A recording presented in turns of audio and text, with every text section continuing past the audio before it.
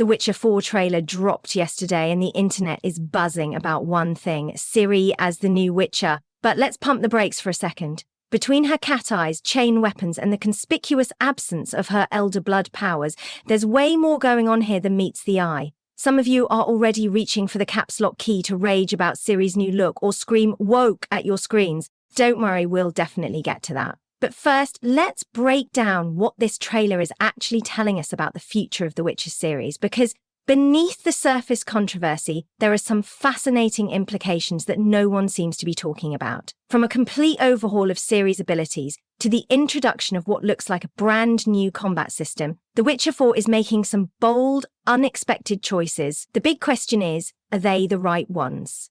Let's find out. Now, let's start with the obvious. Ciri's a full Witcher now. Cat eyes, potion drinking, the whole deal. But what's really interesting is what's missing. Those elder blood powers that made her feel almost untouchable in The Witcher 3. They're gone. Completely.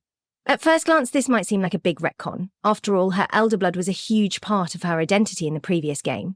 It wasn't just her ace in the hole. It was what set her apart from every other character in the Witcher universe. She wasn't just a witch's apprentice or a princess on the run. She was a walking, talking cataclysm, capable of jumping between dimensions, manipulating time, and, oh yeah, defeating the literal White Frost. So why strip her of all that power? Why would the developers take away the very thing that made her so unique?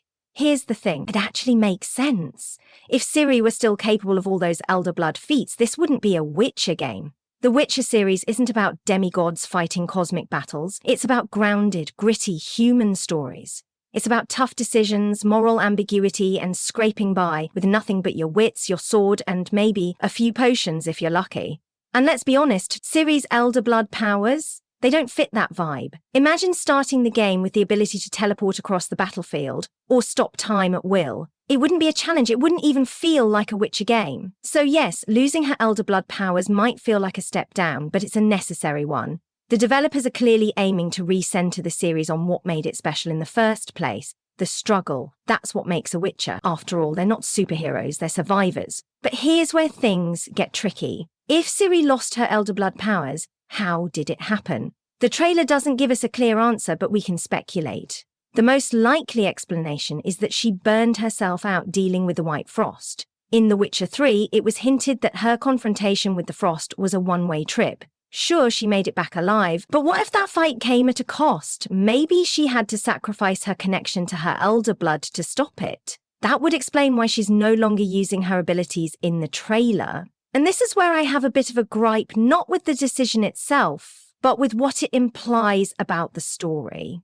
If the game is set years after The Witcher 3, we're skipping over a huge part of Ciri's character development. Think about it, because losing her elder blood powers isn't just a plot device, it's an identity crisis. Ciri has spent her entire life being told she's special because of her elder blood. Losing that should shake her to her core. It's the kind of character arc that could be incredible to explore, watching her grapple with the loss of what made her unique, what made her her. But if the game skips straight to her being a Witcher without addressing any of that, it's a massive missed opportunity.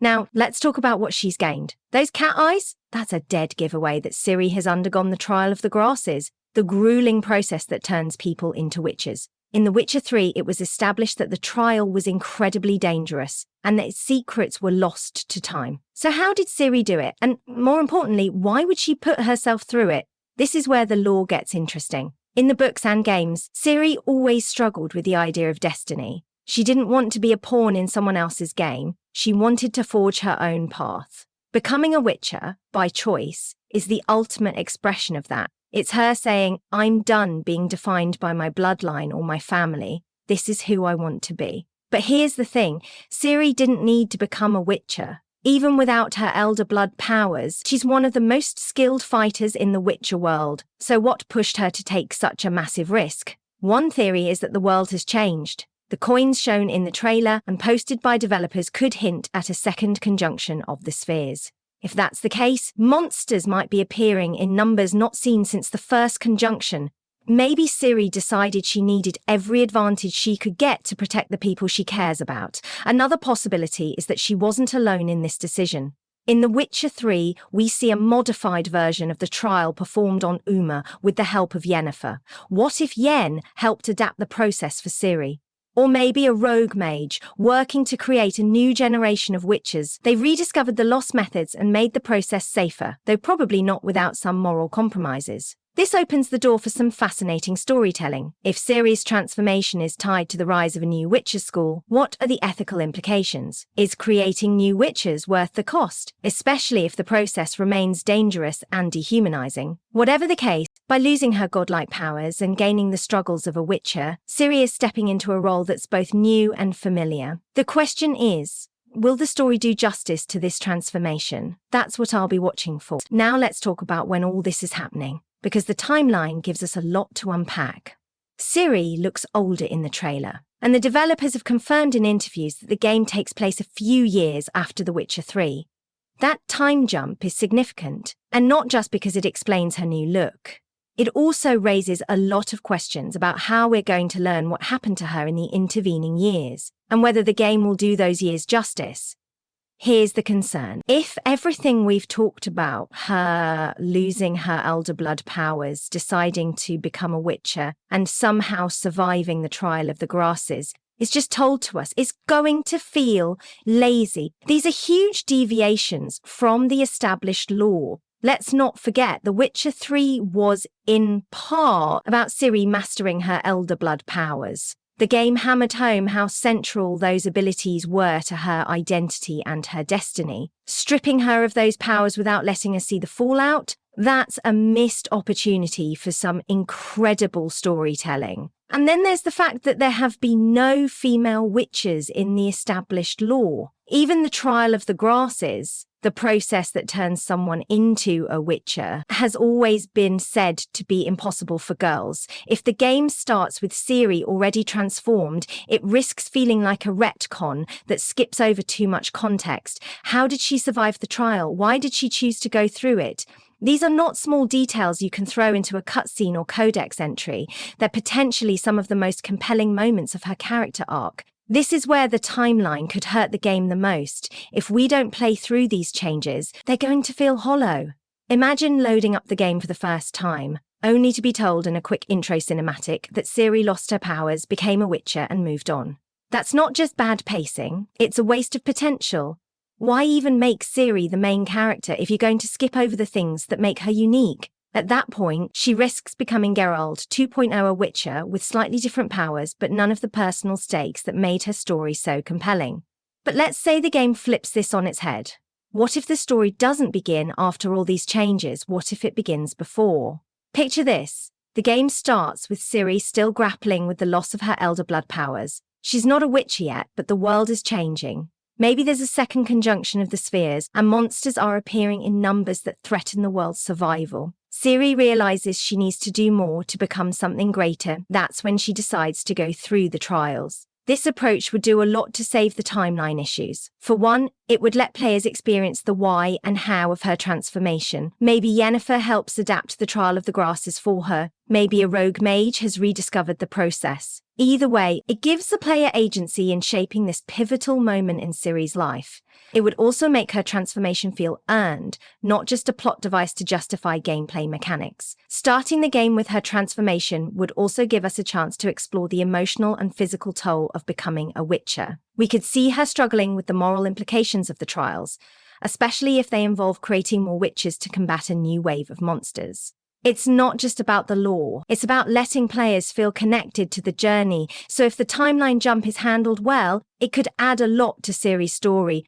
But if it's just used as an excuse to skip over the messy, interesting parts, that's where this game could lose a lot of its audience. The developers have a real opportunity here to give us something that feels fresh and meaningful. Let's hope they don't waste it. Let's dive into the expanded gameplay possibilities of The Witcher 4, because there's a lot to unpack here. From new combat mechanics to deeper character customization, it's clear that the game is taking some bold steps forward, offering a fresh take on what makes a Witcher game.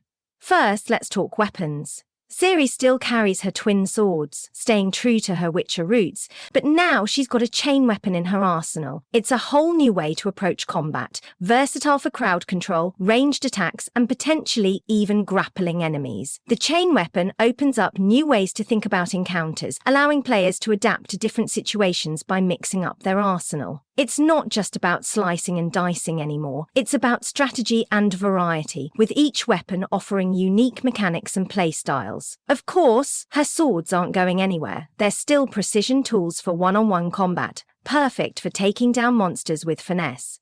But imagine switching between weapons depending on the situation, quick and agile swordplay for a monster hunt, then reaching for the chain when the odds stack up against you. It's this fluidity that could make combat feel fresh and dynamic, rather than repetitive. Then there's magic, and this is where things get really interesting. Ciri's elemental magic isn't just a flashy addition, it's tied to her nature as a source. And it could be the foundation for entire character builds. You could focus on elemental attacks, using fire, ice, and water to control the battlefield, picture freezing enemies in their tracks, or summoning a firestorm to clear a path. This new emphasis on magic, combined with the variety of weapons, means that customization goes far beyond what we've seen before in the Witcher series. You could specialize in melee combat, focus on magic, or even build a hybrid of both. The extensive skill trees offer room for players to refine their playstyle, unlocking new abilities and techniques based on how they want to approach combat. Want to master the chain weapon and deal with large groups of enemies?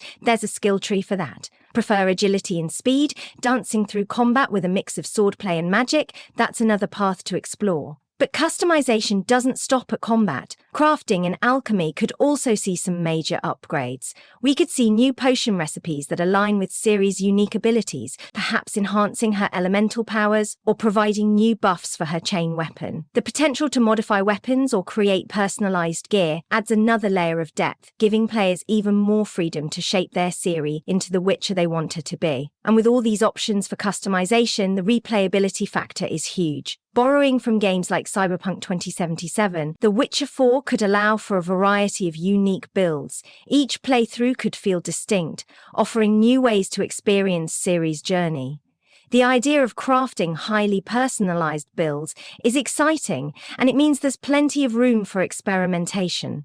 But here's where it gets even more intriguing.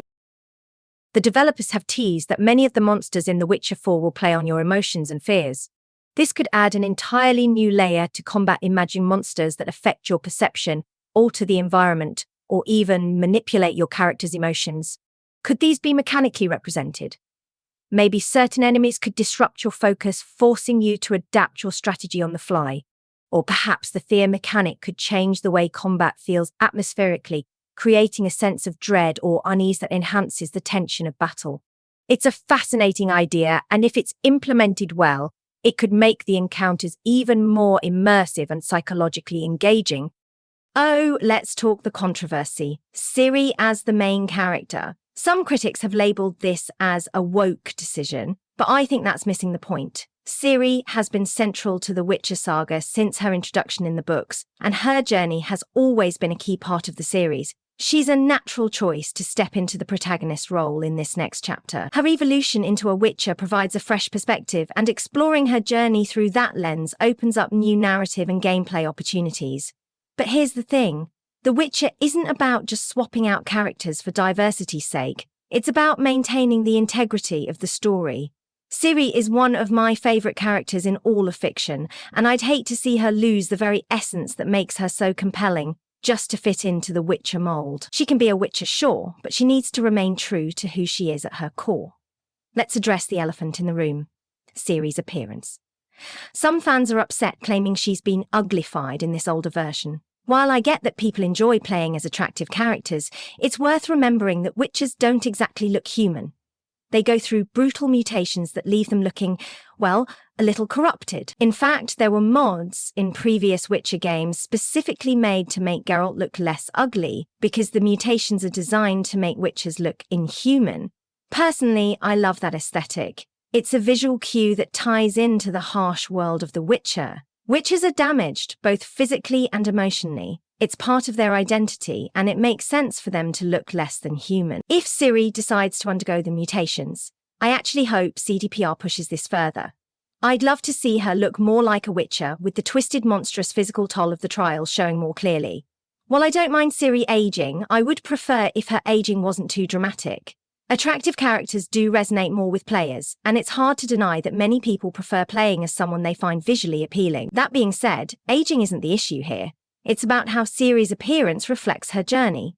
Ideally, I'd like to see her retain the look she had in The Witcher 3 until she undergoes the Witcher mutations.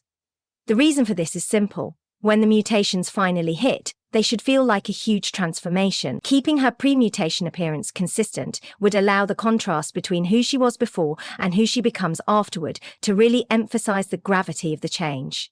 It's not just a physical shift, it's a visual cue that something monumental has occurred.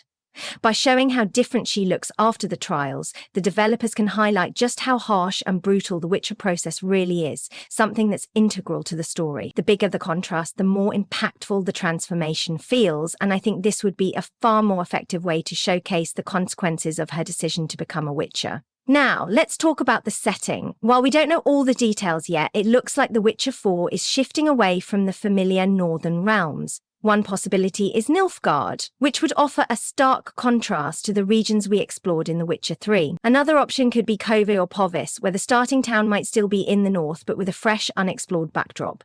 Personally, I'm hoping for a new setting. Don't get me wrong, I love the Northern Realms, but CDPR tends to write their best stories when they're creating something of their own. The idea of diving into a location we don't know much about, with new cultures, politics, and challenges, really excites me. It could signal the start of a new saga, one that explores fresh territory both narratively and geographically, setting it apart from the past games while still staying true to The Witcher's roots. One of the biggest challenges for The Witcher 4 will be reconciling the three endings of The Witcher 3. The developers have confirmed that all three are canon, but how they pull this off is anyone's guess. So let's start with Ciri as a Witcher. This one lines up perfectly with what we saw in the trailer. She's older, she's taken the Witcher mutations, and it fits well with the journey she's been on. No issues there. Then there's the Empress ending, where Ciri rules as the Empress of Nilfgaard. For this to make sense, we're probably going to need a unique prologue showing her decision to leave the throne and take on the Witcher path. There's a lot of narrative potential here. Why would she give up such power? The game could explore her internal conflict, giving us a fascinating character arc as she transitions from Empress to Witcher. And of course, there's the bad ending where Ciri dies. There are a few ways this could be addressed, but the big question is why she would return for The Witcher 4 and what her survival, if she did survive, would look like. A return from the dead could be a difficult narrative hurdle, unless the developers give us some compelling reason, like Ciri being pulled back into the world of monsters and destiny. This is where a branching prologue system, similar to Cyberpunk 2077, could come into play.